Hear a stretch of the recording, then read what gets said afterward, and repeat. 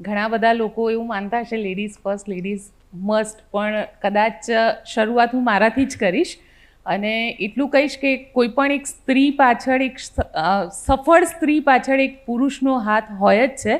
જો પુરુષ ના હોય તો સ્ત્રી ક્યારે પણ સફળ નથી થઈ શકતી, એવું હું પર્સનલી માનું છું.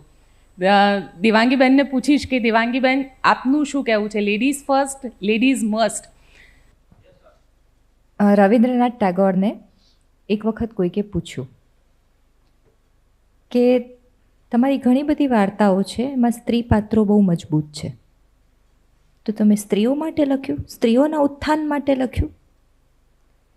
તો ટાગોરે કહ્યું કે મેં માણસ માટે લખ્યું, અને એમાં સ્ત્રી તો આવી જ ગઈ ને.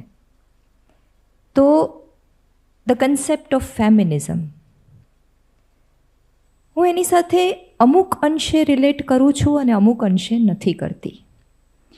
કારણ કે સભ્યતાઓ જેમ જેમ વિકાસ પામે છે ને, એમ કોઈ પણ વિચાર જે છે ને સ્વરૂપ બદલીને ઘણીવાર એક એવી ગતિ તરફ આગળ વધવા લાગે છે જ્યાં એ વાદ બની જાય છે, વિચાર નથી રહેતો.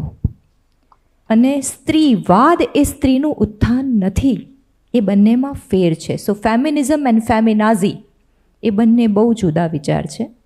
હું સ્ત્રીઓના કલ્યાણમાં માનું છું, સ્ત્રીઓના સુખમાં માનું છું, માનવ માત્રના સુખમાં માનું છું, પણ મને નથી લાગતું કે એના માટે ક્રાંતિઓ એટલી બધી કામ લાગે છે. એના માટે કામ લાગે છે રોજના નાના નાના નાના નાના બદલાવ.